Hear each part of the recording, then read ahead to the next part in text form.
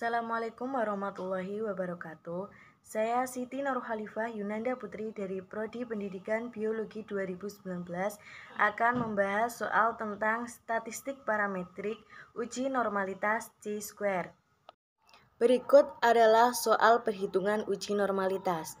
Diketahui data skor 32 siswa dalam menyelesaikan soal-soal matematika pada tryout di suatu bimbingan belajar, yaitu 72, 48, 66, 62, 76, 58, 78, 32, 74, 41, 47, 39, 57, 80, 52, 54, 81, 66, 70, 85, 64, 70, 60, 35, 65, 88, 43, 37, 68, 55, 45, 95.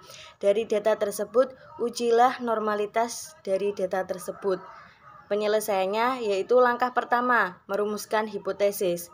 HO adalah data berdistribusi normal, sedangkan HA adalah data tidak berdistribusi normal. Langkah kedua adalah menentukan nilai uji statistik. Untuk menentukan nilai uji statistik ini, kita menggunakan rumus chi-square, yaitu X kuadrat sama dengan sigma dalam kurung OI min EI kuadrat per EI, di mana X kuadrat adalah nilai chi-square hitung, OI adalah nilai observasi, dan EI adalah nilai harapan. Selanjutnya, dari data pada soal digunakan untuk membuat tabel 1 seperti di bawah ini. Bisa diperhatikan ya tabelnya. Setelah memperhatikan tabel 1, selanjutnya kita mencari rata-rata dan standar deviasi. Untuk mencari rata-rata, kita menggunakan rumus X bar sama dengan sigma FI XI per sigma FI sama dengan 1978 per 32. Jadi rata-ratanya adalah 61,81. Selanjutnya mencari standar deviasi. Menggunakan rumus akar sigma FI XI kuadrat per N dikurangi dalam kurung sigma FI XI per N kuadrat sama dengan akar 130.720 per 32 dikurangi dalam kurung 1978 per 32 kuadrat sama dengan akar 264,21. Jadi standar deviasi hasilnya 16,25. Selanjutnya adalah membuat dan melengkapi tabel 2. Bisa diperhatikan sebagai berikut. Bisa diamati ya tabel 2-nya, ada data, ada frekuensi observasi, ada batas kelas, ada nilai Z, ada luas kelas tiap interval, ada frekuensi yang diharapkan, dan ada nilai chi-square atau X kuadrat hitungnya.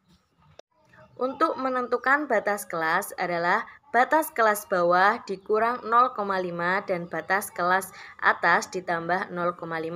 Misalnya pada data pertama ada batas kelas bawah 30 dan batas kelas atas 40. 30 dikurangi 0,5 adalah 29,5 dan 40 ditambah 0,5 adalah 40,5. Lakukan seterusnya hingga kita menemukan semua nilai batas kelas. Bagaimana cara mendapatkan nilai Z pada tabel 2 di atas? Dengan menggunakan rumus Z sama dengan batas kelas min X bar per standar deviasi. Contohnya, kita ambil batas kelas pada baris pertama 29,5 dan 40,5. Untuk batas kelas 29,5, Z sama dengan batas kelas min X bar per standar deviasi sama dengan 29,5 min 61,81 per 16,25 dan hasilnya adalah min 1,98. Untuk batas kelas 40,5, Z sama dengan batas kelas min X bar per standar deviasi sama dengan 40,5 min 61,81 per 16,25 dan diperoleh hasil min 1,31. Lakukan seperti itu seterusnya untuk batas-batas kelas lainnya dan dapatkan semua nilai Z. Selanjutnya, bagaimana cara mendapatkan luas tiap kelas interval pada tabel 2? Prosedurnya kita lihat tabel seperti berikut. Jadi, setelah mendapatkan nilai Z, kita mencari luas OZ menggunakan tabel Z. Misalnya, nilai Z sama dengan min 1,98. Dapat kita lihat pada tabel Z, yaitu didapat nilai 0,4761. Untuk nilai Z min 1,31 dapat kita lihat pada tabel Z, yaitu 0,4049.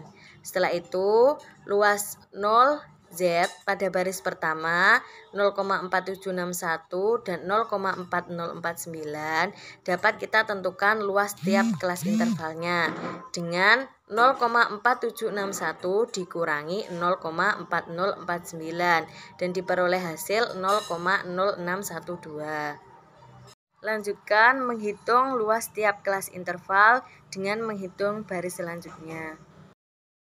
Selanjutnya, bagaimana mencari frekuensi yang diharapkan atau EI pada tabel 2? Untuk mencari EI, kita dapat menggunakan rumus EI sama dengan luas tiap kelas interval dikali N atau jumlah responden. Contohnya, kita ambil luas tiap kelas interval pada baris pertama. EI sama dengan luas tiap kelas interval dikali N, sama dengan 0,0612 dikali 32. Dapat diperoleh hasil 1,9584. Lakukan begitu untuk baris ketiga, kedua, dan seterusnya. Dari tabel 2 di atas, kita dapat mengetahui nilai C kuadrat adalah 2,6831.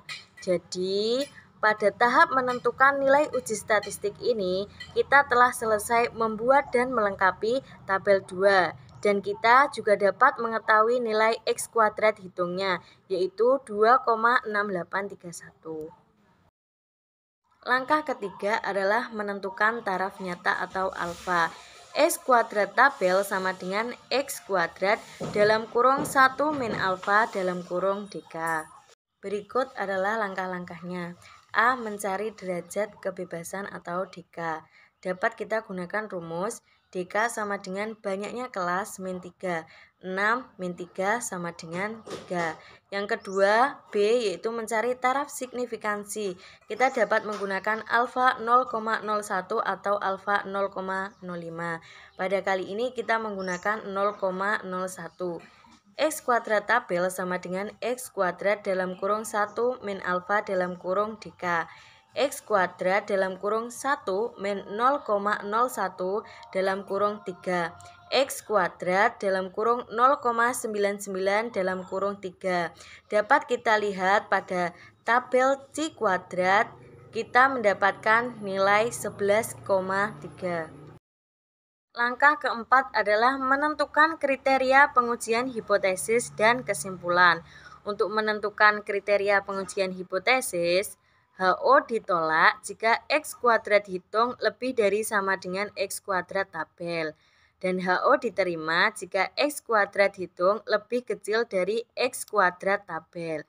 Nah, berdasarkan perhitungan pada tabel diperoleh nilai X kuadrat hitung 2,6381 dan X kuadrat tabel sama dengan 11,3.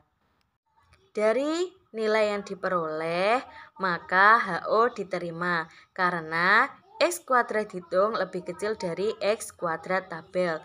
Dapat kita simpulkan bahwa data skor siswa yang menyelesaikan soal-soal tryout matematika di suatu bimbingan belajar berdistribusi normal.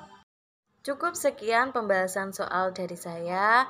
Jika ada kurang dan lebihnya saya mohon maaf. Saya akhiri. Wassalamualaikum warahmatullahi wabarakatuh.